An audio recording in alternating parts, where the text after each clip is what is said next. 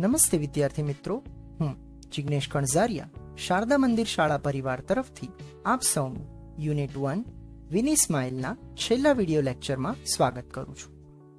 વિદ્યાર્થી મિત્રો, આ વિડિયો લેક્ચરમાં આજે આપણે એક્ટિવિટી 5 સ્માઇલ ઇન ધ મિરરના છેલ્લા 4 પેરેગ્રાફ એટલે કે પેરેગ્રાફ 5, 6, 7, 8 અને તેના ક્વેશ્ચન આન્સર્સ સમજીશું. સો without any further ado, let's start. વિદ્યાર્થી મિત્રો, આગળ વધીએ તે પહેલા પેરેગ્રાફ 1, 2, 3 અને 4 માં આપણે શું જોઈ ગયા તેને રીકેપ કરી લઈએ. Activity 5 smile in the mirror story છે તેજસ્વીની નામની છોકરીની, જેને પોતાના 12મા જન્મદિવસ નિમિત્તે તેના પિતા એક બ્લુ રંગની સુંદર બાઇસિકલ ગિફ્ટ કરે છે. તે આ સાયકલ લઈને નદી કિનારે જાય છે. અચાનક તેની નજર ઘંટડીની બાજુમાં આવેલ રેડ બટન પર પડે છે. જેવું જ તે રેડ બટન દબાવે છે કે પાછલા વ્હીલમાંથી એક પંખો બહાર આવે છે અને ફરવા લાગે છે. આ જોઈને તેજસ્વીની રોમાંચિત થઈ ઉઠે છે અને વધુ જોરથી, વધુ ઝડપથી પેડલ લગાવે છે અને સાયકલ ધીરે ધીરે હવામાં ઉડવા લાગે છે. હવે અહીંથી આગળ paragraph 5. The bike was flying now. હવે સાયકલ હવામાં ઉડી રહી હતી. She pedalled faster. આ જોઈને તેજસ્વીનીએ વધુ ઝડપથી પેડલ લગાવ્યા. And the bicycle went up and up. અને સાયકલ વધુ ને વધુ હવામાં ઉપરની તરફ ઉડવા લાગી. 3, 4, 5, 50 મીટર્સ. પહેલા તે હવામાં 3 મીટર, ત્યાર પછી 4, 5 અને ધીરે ધીરે હવે તે હવામાં 50 મીટર ઉપર ઉડી રહી હતી. She was thrilled. તે ખૂબ જ રોમાંચિત થઈ ઉઠી હતી. Question 11. How high did the bicycle go. Cycle હવામાં કેટલી ઉપર ઉડી રહી હતી? તો તેનો જવાબ તમે અહીં જોઈ શકો છો. સાયકલ લગભગ 50 મીટર ઉપર ઉડી રહી હતી. ડીડની પાછળથી બનાવીશું. ધ બાઇસિકલ ડીડ છે માટે ગોનું ભૂતકાળ વેન્ટ. હવે જવાબ 50 મીટર્સ અને પાછળ શબ્દ લગાડીશું સવાલમાંથી હાઈ. તો જવાબ બનશે ડીડની પાછળથી ધ બાઇસિકલ, ગોના બદલે વેન્ટ, 50 મીટર્સ હાઈ. ફરી એકવાર જોઈ લઈએ.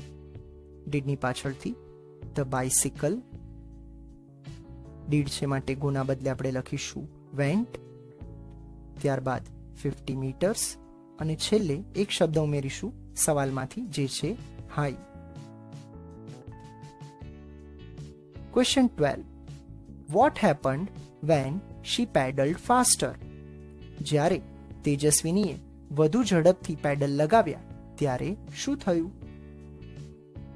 તો તમે જોઈ શકો છો, જેવા તેણે ઝડપથી પેડલ લગાવ્યા કે સાયકલ વધુ ને વધુ ઉપર ઉડવા લાગી.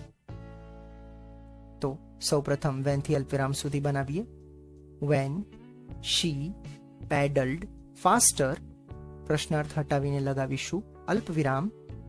જવાબ અહીંથી જોડીશું. The bicycle went up and up. ફરી એકવાર જોઈ લઈએ. સૌપ્રથમ વેનથી અલ્પવિરામ સુધી. When she pedaled faster, comma, the bicycle went up and up. Paragraph 6. Now she was flying over the river. હવે તેજસ્વીની નદી ઉપરથી ઉડી રહી હતી. She looked down. તેણે નીચેની તરફ નજર કરી.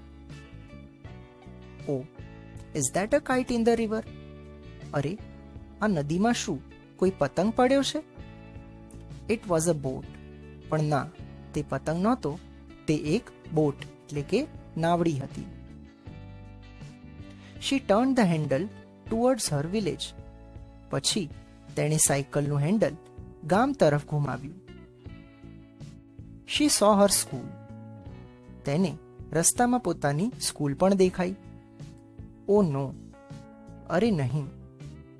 There are so many leaves of trees on the roof. મારી શાળાની છત પર વૃક્ષના કેટલા બધા પાંદડા પડ્યા છે. I will clean them tomorrow, she thought.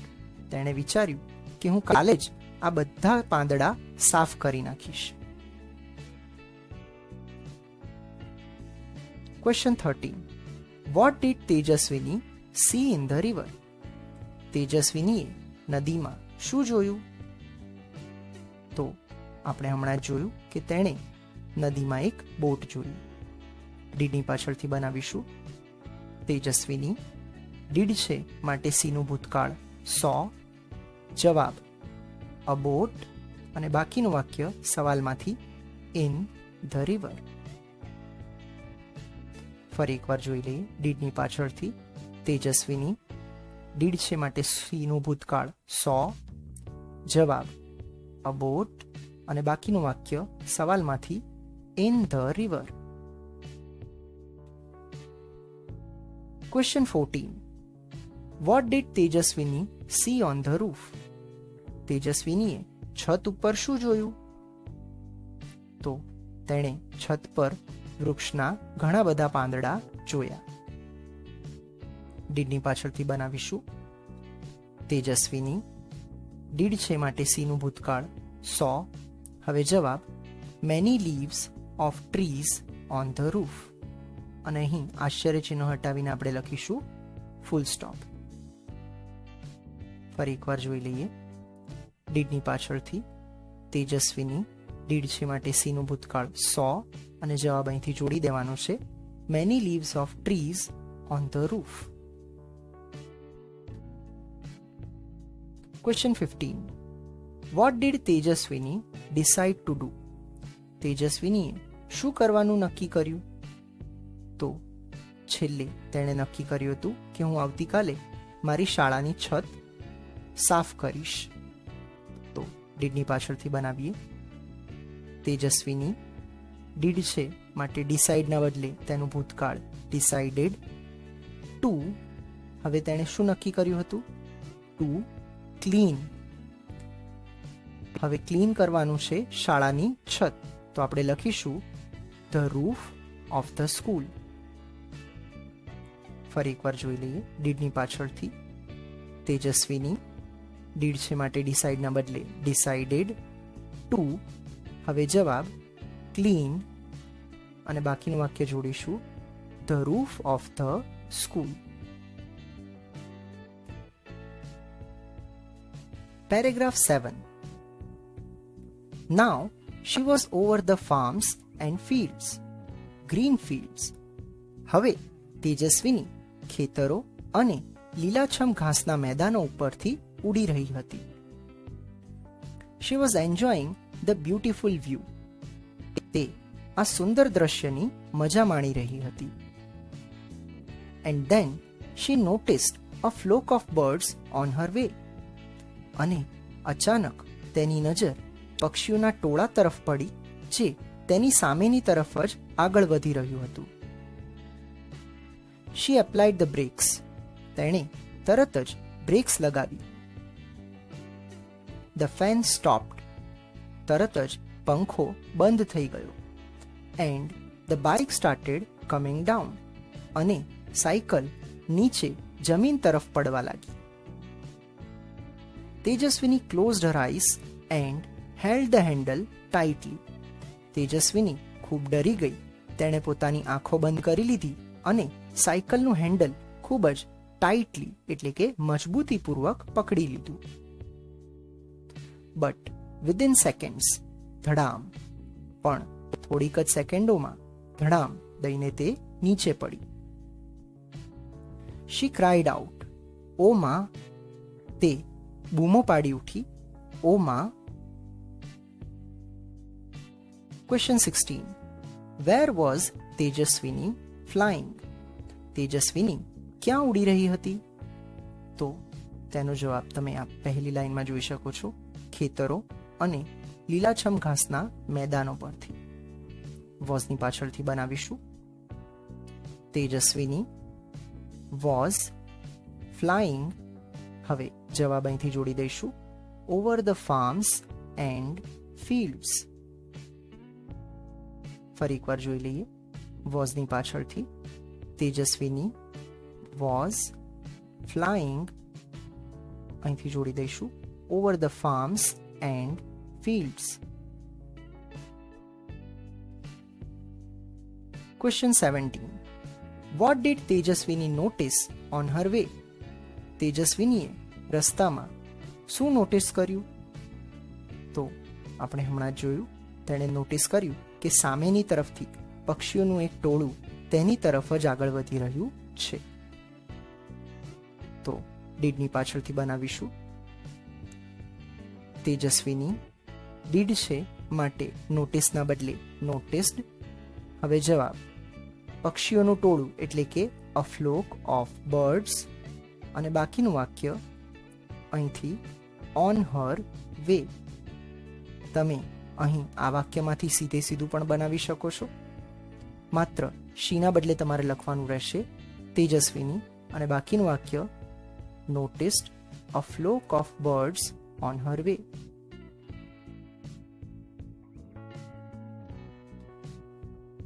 Question 18.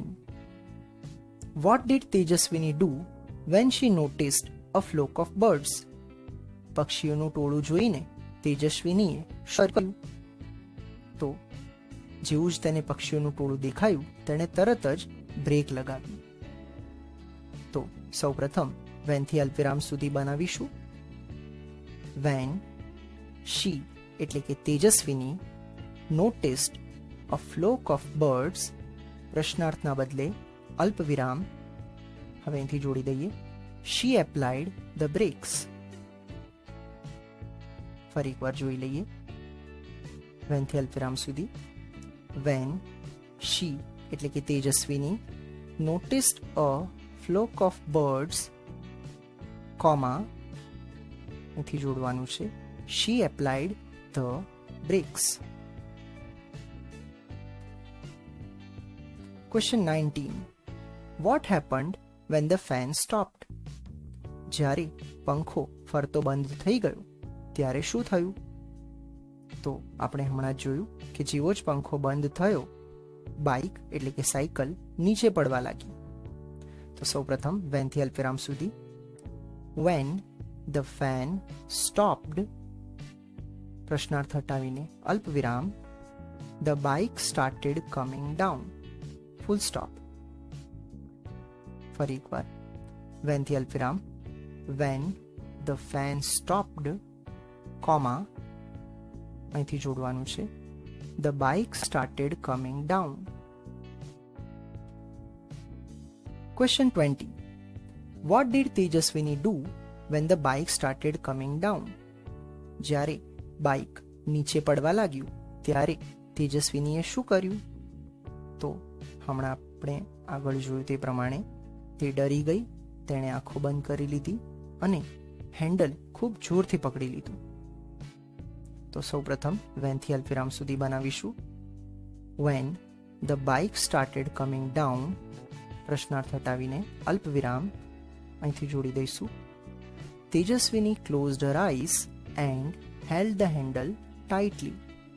આશ્ચર્યચિહ્નના બદલે ફૂલ સ્ટોપ. ફરી એકવાર જોઈ લઈએ. સૌપ્રથમ when થી અલ્પવિરામ સુધી. when the bike started coming down, comma હવે પૂરેપૂરું આ વાક્ય, તેજસ્વીની closed her eyes and held the handle tightly, full stop. અહીં જગ્યાના અભાવે મેં ડેશ ડેશ ડેશ કર્યું છે. તમારે આખું વાક્ય લખવાનું રહેશે. Paragraph 8. She opened her eyes.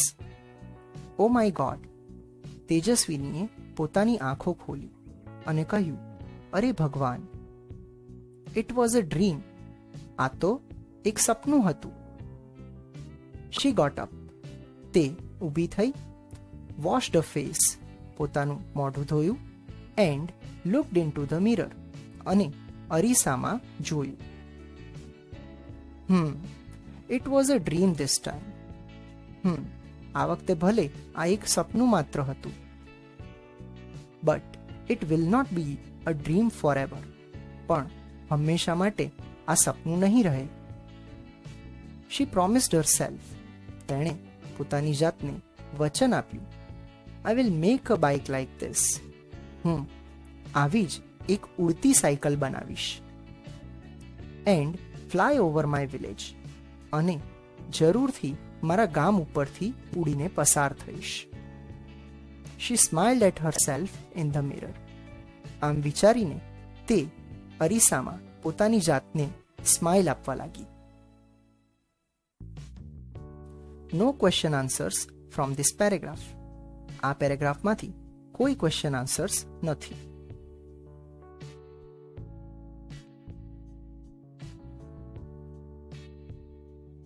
તો આ સાથે આ વિડિયો લેક્ચર સમાપ્ત થાય છે.